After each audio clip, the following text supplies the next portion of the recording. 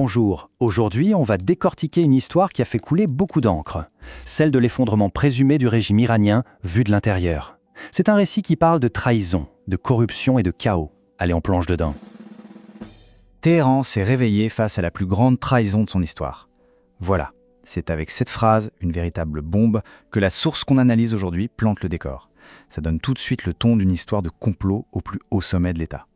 Et attention, accrochez-vous bien au premier chiffre qui est balancé, 700 millions de dollars.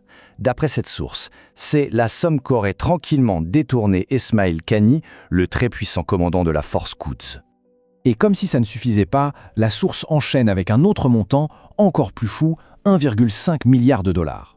Une somme qui, cette fois, aurait été transférée vers Dubaï par personne d'autre que Mujtaba Khamenei, le propre fils du guide suprême.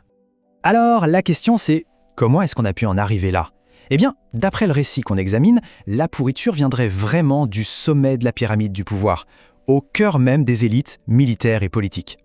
Au centre de ce qui est décrit comme une véritable conspiration, on retrouve donc un trio assez particulier. Esmail Qaani, le chef militaire accusé de vol, Mojtaba Khamenei, le fils héritier qui préparerait sa fuite dorée, et son frère, Massoud, qui aurait été catapulté à un poste clé sans la moindre expérience. Mais alors, quel effet ça a sur les troupes, sur les gens sur le terrain? Essayez d'imaginer, vous êtes un soldat, vous risquez votre vie et vous apprenez que vos chefs ne sont en fait que des pilleurs. Selon la source, la loyauté aveugle au régime se serait tout simplement évaporée. À la place, il ne resterait qu'une seule chose, l'honneur et la loyauté envers la patrie, pas envers des dirigeants corrompus. Évidemment, une trahison pareille au plus haut niveau, ça ne reste pas sans conséquences. C'est comme un château de cartes qui commence à s'écrouler, et ça aurait provoqué l'effritement de l'armée, qui est pourtant le pilier du régime. Et là, la source lâche un chiffre, mais un chiffre complètement dingue, 50 000. Ce serait le nombre d'officiers de haut rang qui auraient tourné le dos au régime pour rejoindre une campagne opposition. Une sorte de mutinerie silencieuse, mais d'une ampleur absolument inédite. Pour bien piger ce qui se passerait, il faut comprendre qu'il y a en fait deux armées en Iran. D'un côté, l'Artèche, l'armée régulière, l'armée nationale, dont des dizaines de milliers d'officiers auraient donc fait défection. Et de l'autre, les gardiens de la Révolution, la garde personnelle du régime, qui se retrouveraient poignardés dans le dos par leur propre chef. C'est une véritable guerre interne qui serait en train de se dérouler.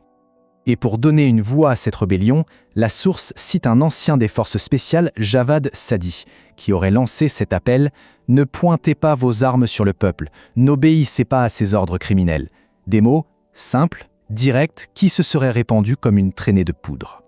Mais attendez, ce n'est pas tout. La fissure ne se limiterait pas à l'armée. Le récit rapporte aussi des messages qui viendraient de la police, comme celui-ci.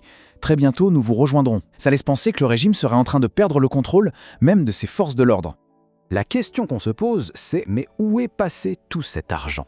Eh bien, selon la source, il y a un lien direct et même tragique entre cette corruption massive et l'état de délabrement total de la machine de guerre iranienne.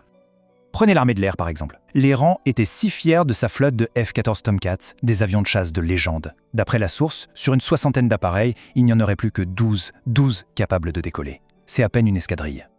Et le tableau général est franchement apocalyptique.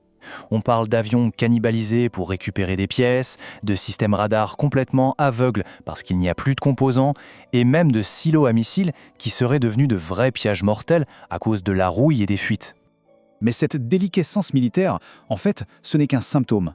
Le mal serait beaucoup plus profond, touchant l'ensemble de l'économie et de la logistique du pays qui serait au bord de l'asphyxie. La source décrit une sorte d'effet domino absolument terrible. Suivez bien la logique. D'abord, les assureurs internationaux se retirent. Du coup, plus aucun navire céréalier n'ose s'approcher des ports iraniens. Résultat, les entrepôts se vident. Et la menace d'une pénurie de pain planerait sur la capitale. En gros, le pays serait étranglé économiquement de tous les côtés. Le détroit d'Ormuz, qui était un atout, serait devenu un nœud coulant. Le cash qui arrivait d'Irak se serait tari, la monnaie nationale ne vaudrait plus rien, et même les banques qui versent les salaires des militaires seraient sur le point de s'effondrer.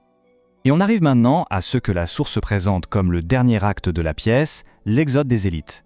En clair, c'est le sauve-qui-peut général au sommet du pouvoir.